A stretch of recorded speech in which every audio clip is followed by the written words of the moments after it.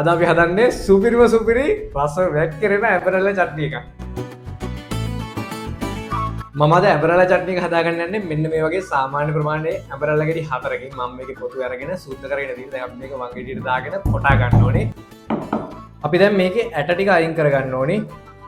මම මෙතන සීනි ග්‍රෑම් 180ක් අරගෙන තියෙනවා. අපි ඒක මේ පෑන් එකට දාගන්න ඕනේ. වතුර මේ සැඳි දෙකක් විතර දාගන්නවා. දැන් ඉතින් ඔයාලා මේ සීනි ටික කළු පාට වෙනකන් මේක කර ගන්න ඕනේ. සීනි ටික මේ පාටට ආවට පස්සේ අපි අර කොටාගත්ත ඇඹරැල්ල ටික මේකට දාගන්න ඕනේ. මිරිස් කුඩු තේ හැඳි භාගයක් විතර, ගම් මිරිස් කුඩු ටිකක්, රසායන ලුණු කුඩු, තලාගත්ත ඉඟුරු, ඒ වගේම කුරුඳු වෙන සල් කරාබරේට විතර කොටාගෙන තියෙනවා. අපි ඒකත් මේකට දාගන්නවා. වතුර ටිකක්. දැන් ඉතින් ඔයාලට තියෙන්නේ මේක හොඳට උපු මට්ටමට නිකන් ලිපේ ගින්දර අඩු මට්ටමේ කුක් කරගන්න තමයි. ඔන්න දැන් නම් අපේ චට්නි එක ගානටම කුක් වෙලා තියෙනවා. අපිට පුළුවන් මේ වෙලාවේ මේකේ රස බලලා ඉතින් අඩුපාඩු එකතු කරගන්න. මේක නම් මට කියන්න කිසිම අඩුපාඩුවක් නැහැ. අපි මහලු දෙයක් මේකට දැම්මෙත් නැහැ. හැබැයි මේක පට්ටම රසයි. හරිද? අනිවාර්යෙන් try කරලා බලන්න ඔයාලා සුපිරිම චට්නි එකක්. තා පොඩ්ඩකින් අපි මේක ලිපෙන් බා ගන්නත් ඕනේ.